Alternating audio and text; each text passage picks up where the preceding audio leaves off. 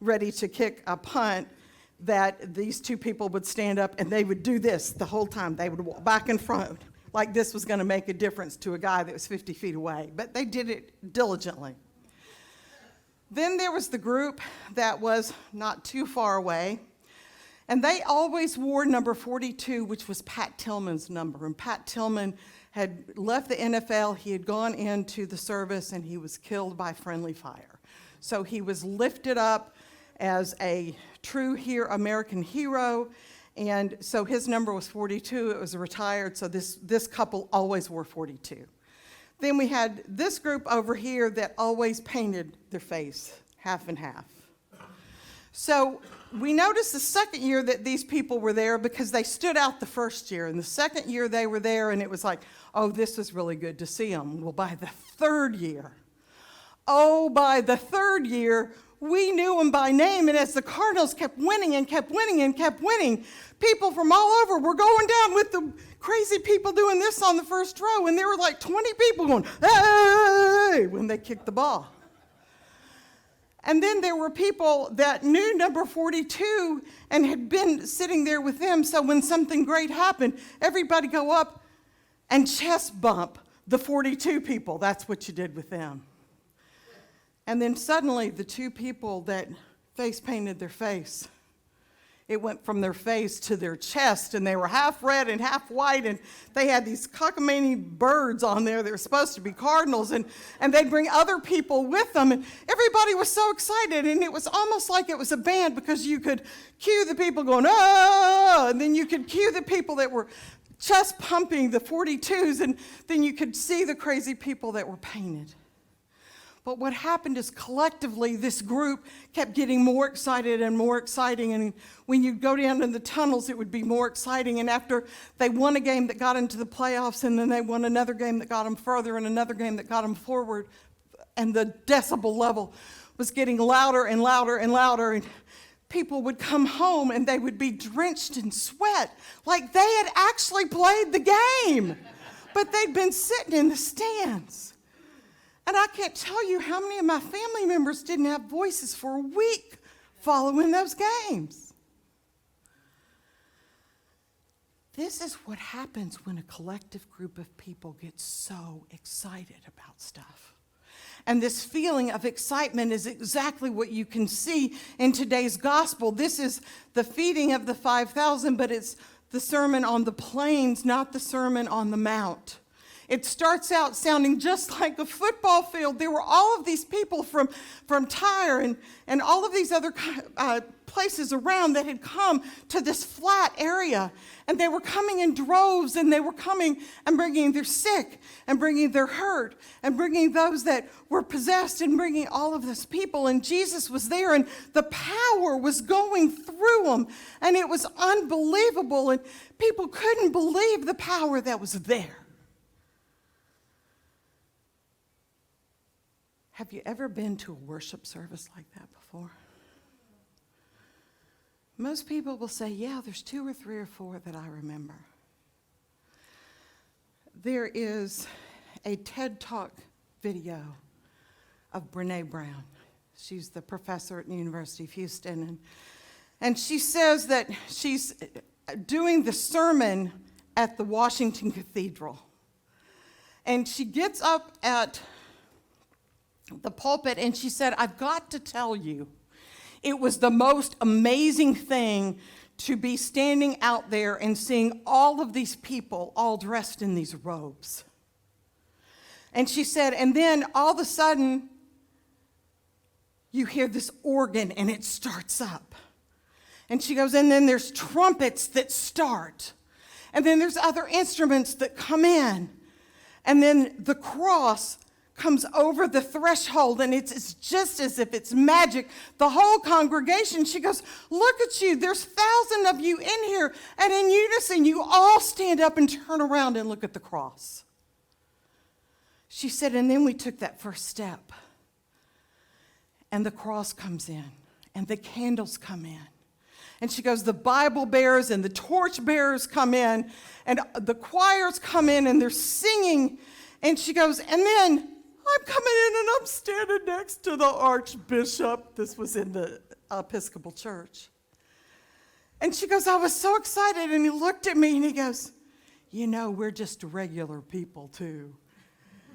And she goes, oh gosh, it was the most amazing thing. She said, I was vibrating. I couldn't feel my feet on the floor because it was so exciting. We were coming in and with one voice we were singing this hymn and it was so unbelievable. And she goes, and then it was like we were singing like the Lutherans because we broke off into all of these different parts. She said, Episcopals, we don't do that as much. It was absolutely beautiful. She talked about the excitement of everybody being together for a common purpose. She said the biggest problem that we have in the world today is loneliness, of people feeling by themselves. And this was before we had COVID. She said because what the world does, the big world, is they try to separate us. They try to put us like we are going before the sorting hat and say, you go here and you go there. You go this way because you're Christian and you go this way because you're not. You go this way because you speak this language and you go this way because you're not. You go this way because you have brown eyes and you go this way because you have blue. She said we find every which way that we can separate other people because when we can separate other people, then we can dehumanize other people. And when we can dehumanize people, then we can treat them horribly. We can treat them like they're not people, and then we can say it's okay to kill this group because they're not like us. It's okay to rape them, and it is okay to keep them hungry, and it's all right to keep them impoverished because they aren't like we are. Loneliness is the number one thing that determines how short your life is going to be.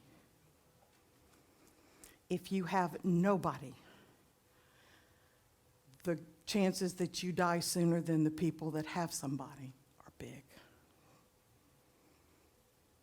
If you have nobody, the chances are that you will die sooner than the people that have somebody.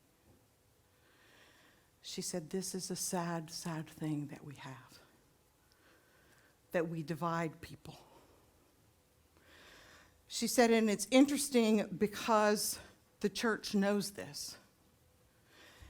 And she said, the thing that I hate the most about going into a church I've never been before is that you have to share the peace with people you don't know. You have to sing songs that you don't know. You have to commune with people that you don't know, and you don't know how they do that.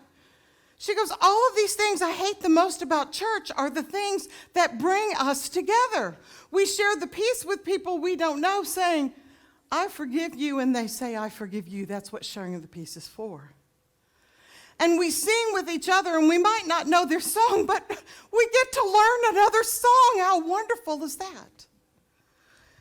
And we commune next to people that we don't know in an odd place, in an all different way. You know, they might have you take a common cup, or they might do the chip and dip where they give you the wafer and you dip it in.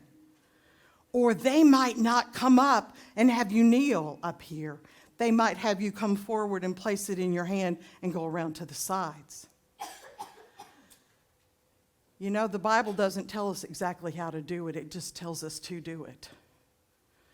She said, so these things I hate the most about church are the things that I really like the most about church because they let me do it with strangers. And anytime I do something with strangers, then my world gets bigger and bigger and bigger and better and better and better. And there's one last person that's going to die sooner of loneliness. Think about that. So it made me think back to those football games. Because I have to tell you, if there was a thing called a C&E football person, Christmas and Easter only, I would be that person. I like football when I've got a grandchild playing in it, or if it's a Souperbowl party that I like people that are going to be there because I'm not going to watch the game. I know that about myself. But I know so much about football because I'm married to a fanatic. And that's what love does, is it lets you learn stuff that you never wanted to know. But I have to tell you, I was sitting there in those seats, and for a little small moment, I was proud to be an Arizona Cardinal, even though at the time I'd been there less than 5 or 6 years. I was proud to wear that red and white, and I even high-fived Mr. Painted Face because I was bigger than something that I knew. And so we go back to the Beatitudes, and Jesus is there. And he's talking to these people that came in, that were carried, that were led, that didn't have any clue where they were because they couldn't see, they couldn't hear. They just had to trust the person that brought them. And as Jesus laid hands on and said, "Now you can see." And as a person that had been deaf from birth and had never heard a bird, Jesus said, "Now you can hear." And for the person that had something that was going on inside of them, Jesus laid both hands and said, "You are healed from this demented soul that's inside of you." And they felt peace for the first time. Can you imagine the excitement and the electricity that went through, that started there at the plain by the water and just built and built and built and built? Not only because families were going, "Can you see what Jesus has done to my family member?" but because so many family members that couldn't do anything when they first got there suddenly could. If you couldn't walk forever and suddenly you could dance a jig, do you think you weren't dancing a jig? You bet you were. And suddenly these people that had been isolated all their lives were no longer isolated. Suddenly they had this literally 5,000 people, and that's just the men. That didn't include the women and children. Brand new friends who were celebrating and high-fiving, and I don't know, maybe they even got the little purple bugs and their face was half purple and half white. I don't know. But you know they were excited about the fact that they could do that. Now, these are called mountaintop experiences, and we get them, and it's hard to go back out into that world that wants to sort. And so that's where the Beatitudes come in, because Jesus tells you those that you are full, at some point you're going to be hungry. And those of you that are laughing, at some point you're going to cry. But know again that those of you that are hungry, at some time you're going to be fed. And those of you that are crying, at some time you will be laughing. So today, wherever you watch the game, or even if you don't watch the game, if you do what I do and watch the highlight reel that takes like this much of the 4 hours it takes to watch the real game, see how many of these Beatitudes you can find, because this is your Christian faith interspersed into a football game. So the Beatitudes for the football game are, read them with me. Blessed are you who extend your hand to help another player up after the down is over. Bonus points if the player is from the other team. Yours is the action of the Gospels. Blessed are you who tosses the ball to the referee at the end of the play. Yours is the action of good boundaries. Blessed are you who gives credit to a teammate after a successful play has been made. Yours is the action of honoring another's gifts. Blessed are you who refrains from yelling at the referee when you don't agree with the call. Yours is the action that respects authority and the referee's commitment to the game. Blessed are you who doesn't call attention to yourself when you make a big play. Yours is the act of humility. Blessed are you who consoles a teammate after they make a mistake. Yours is the action of forgiveness. Blessed are you who, when your team loses, you congratulate the winning team with sincerity. Yours is the action of honesty. And blessed are you who, when your team wins, you see a greater good than winning a football game.